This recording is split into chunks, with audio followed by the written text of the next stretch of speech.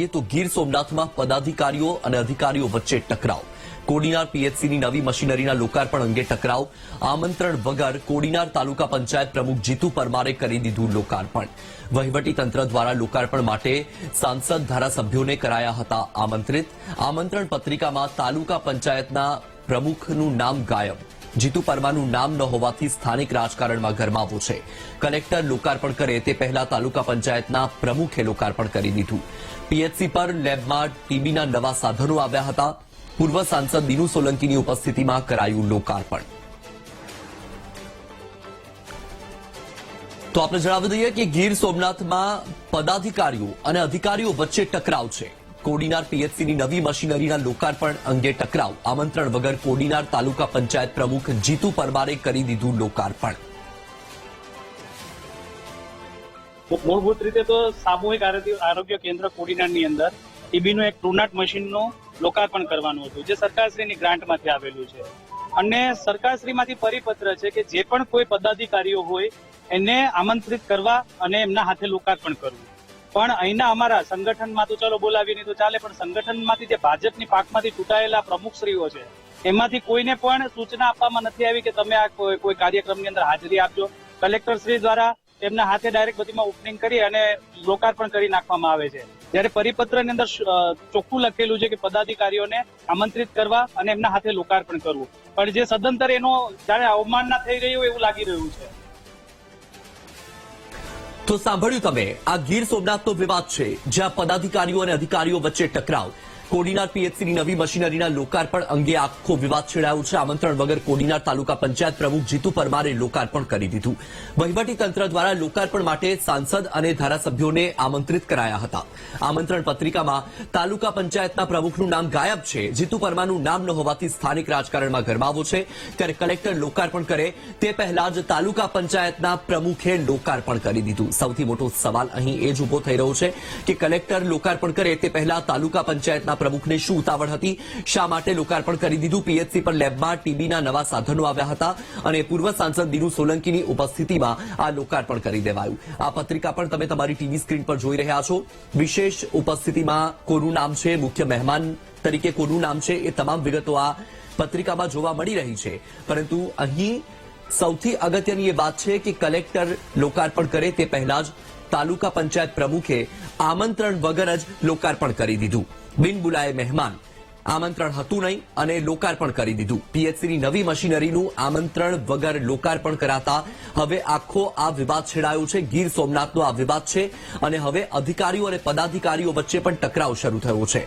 ટીબીના નવા સાધનો આવ્યા હતા અને તે સાધનોનું લોકાર્પણ તાલુકા પંચાયત પ્રમુખે જ કરી દીધું. અને સૌથી અગત્યની વાત એ છે, નોંધનીય વાત એ છે કે તાલુકા પંચાયત પ્રમુખને તો આમંત્રણ જ ન હતું. પત્રિકામાં પણ કોઈ જાતનો ઉલ્લેખ નથી અને તમે કેવી રીતે લોકાર્પણ કરી દીધું? અને તમને એટલી શું ઉતાવળ હતી? એક તો તમે બિન બોલાયે મહેમાન અને ઉપરથી તમે વગર આમંત્રણે લોકાર્પણ પણ કરી દીધું. પત્રિકામાં તમે જોઈ શકો છો કે સામૂહિક આરોગ્ય કેન્દ્ર સૂત્રાપાડા તથા કોડીનારમાં ક્ષય રોગની ચકાસણી માટેના જે સાધનો છે તેના માટેનું આ આમંત્રણ પત્રિકા હતી અને તેમાં મુખ્ય મહેમાન તરીકે રાજેશભાઈ ચુડાસમાનું નામ તમને જોવા મળી રહ્યું છે. પરંતુ અહીં તાલુકા પંચાયત પ્રમુખનું નામ ક્યાંય પણ પત્રિકામાં ઉલ્લેખ નથી. છતાં પણ ભાઈશ્રીએ લોકાર્પણ કરી દીધું.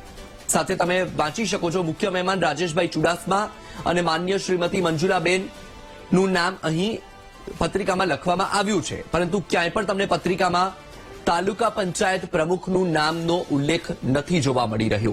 આખી પત્રિકામાં તમે ધ્યાનથી વાંચશો તો તમને ક્યાંય પણ જીતુભાઈ પરમારનું નામ નથી જોવા મળતું. તો ભાઈ તમને કોણે કહ્યું હતું લોકાર્પણ કરવા માટે? આમંત્રણ પત્રિકામાં તાલુકા પંચાયત પ્રમુખનું નામ ગાયબ છે, નામનો કોઈ ઉલ્લેખ જ નથી.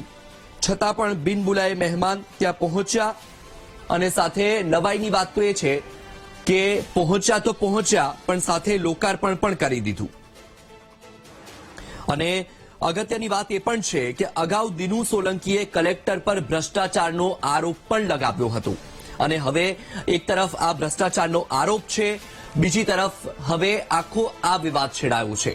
દિનુ મોઘા સોલંકી કે વહીવટીતંત્ર પર અગાઉ પણ આ પ્રકારે આક્ષેપો લગાવી ચૂક્યા હતા અને ભાજપના સાંસદ કલેક્ટર દિગ્વિજયસિંહ જાડેજા સાથે કાર્યક્રમમાં પણ દેખાયા હતા અને તેને પણ સમર્થન આપ્યું હતું. એટલે આ વિવાદ કેટલાક સમયથી ચાલતો આવી રહ્યો છે.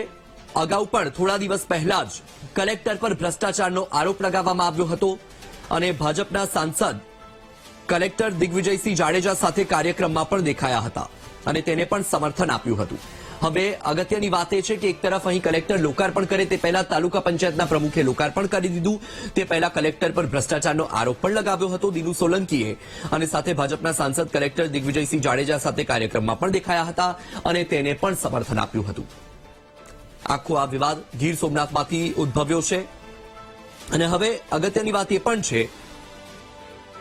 કે આખો જે આ વિવાદ થયો છે કે કોડીનાર પીએચસી કે જ્યાં અહીં ટીબીના નવા સાધનો આવ્યા હતા અને આ નવા સાધનોનું લોકાર્પણ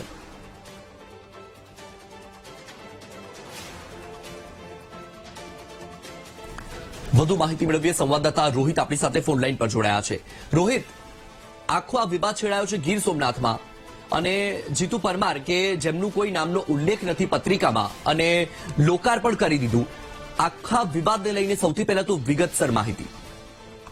ચોક્કસથી ખાસ તો આજે જિલ્લા વહીવટ પ્રશાસન દ્વારા ખાસ તો કોડીનાર પીએચસી સેન્ટરની અંદર જે ડ્રાયફ્રુટિંગ મશીનો જે ખાસ કરીને નવા જે આપ્યા છે મિનરલ ડેવલપમેન્ટ ફંડની અંદરથી તેનું અને જે સાંસદની ગ્રાન્ટમાંથી જે ફાળવેલા જે મશીનો છે તેનું સૂત્રાપાડા અને કોડીનાર ખાતે સરકારી હોસ્પિટલ ખાતે ઉદઘાટન થવાનું હતું. ત્યારે ખાસ કરીને કોડીનાર ભાજપના જે સ્થાનિક જે નેતાઓ છે અને સ્થાનિક જે પદાધિકારીઓ છે તેના નામનો કોઈ ઉલ્લેખ પત્રિકાની અંદર નહોતો કરવામાં આવ્યો. માત્ર સાંસદ, ધારાસભ્ય અને જિલ્લા પંચાયતના પ્રમુખનું પત્રિકાની અંદર ઉલ્લેખ હતો અને જિલ્લા વહીવટી તંત્ર દ્વારા જે આ જે લોકાર્પણ છે તે કરવાનું હતું તેની પહેલા જ ખાસ કરીને જે જીતુભાઈ પરમાર છે જે કોડીનાર તાલુકા પંચાયતના પ્રમુખ છે તેના દ્વારા ખાસ કરીને ઉદઘાટન કરવામાં આવ્યું છે. ખાસ તો પ્રશાસન દ્વારા જે જીતુભાઈ અને સ્થાનિક જે ખાસ તો આગેવાનો છે તેનો આરોપ છે કે ઘણા લાંબા સમયથી પ્રશાસન દ્વારા જે સ્થાનિક જે આગેવાનો જે કોડીનારના છે તેનું ખાસ કરીને કોઈ પત્રિકાની અંદર નામ સ્થાપવામાં આવતું ને તે જ ઉપર તેના નામ નથી લેવામાં આવતા.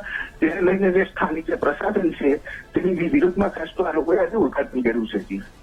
બિલકુલ રોહિત, માહિતી બદલ આભાર.